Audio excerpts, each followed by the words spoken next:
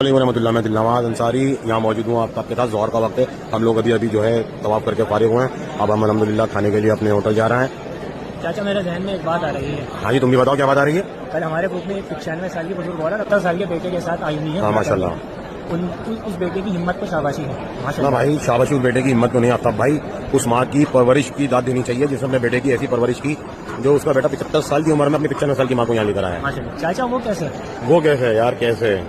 اب اس کا مثال چلو ہم یہاں کھڑے ہیں تو میں یہیں سے ایک مثال دیتا ہوں تمہیں. بتائیے. جیسے کہ ہم یہاں مکے میں موجود ہیں تو اب یہ خانے کعبہ لے لو.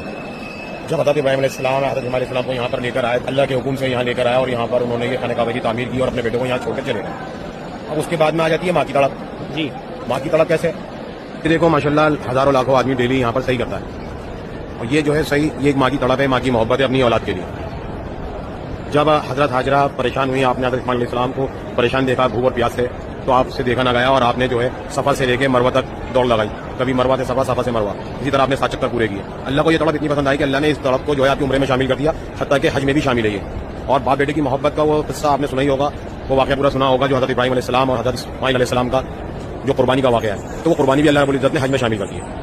اب آیا کچھ سمجھ میں. یہ تو ماں باپ کی محبت ہو گئی, لیکن اس میں اولاد کا کردار کیا ہے. اولاد کا کردار, یہ بھی سوال تم نے اچھا کیا. اس میں اولاد کا کردار آپ کو دیکھنا تو حضرت اسماعیل علیہ السلام کی فرما برداری دیکھیے. جب والدین نے حکم دیا کہ مجھے اللہ کی طرف سے حکم ملا ہے تمہیں ذبح کرنے کا, تو فوراً راضی ہو کر چلے گئے آپ کے ساتھ. ماشاءاللہ یہ ہے اولاد کا کردار.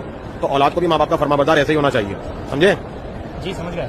یہ دنیا فانی کا ایک ایسا دستور ہے, اس میں جو سبق سکھایا جاتا ہے وہ یہی ہے کہ اس سبق کو لکھتے تو ہم ہیں لیکن پڑھتی ہماری اولاد ہے.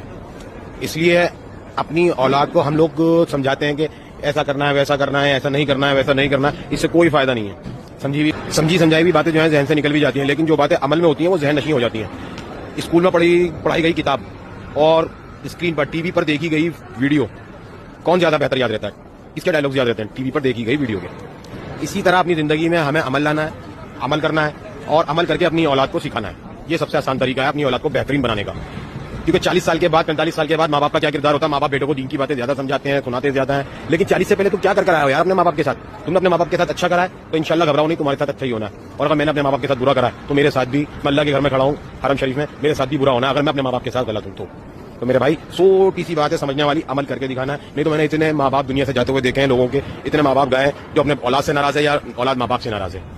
اللہ ہم سب کی مغفرت فرمائے. سمجھنے کی بات یہی ہے کیونکہ ماں باپ کا ایک ٹاپک ایسا ٹاپک ہے کہ اس ٹاپک کو اگر ہم کھینچیں تو یہ بہت لمبا ہو جاتا ہے.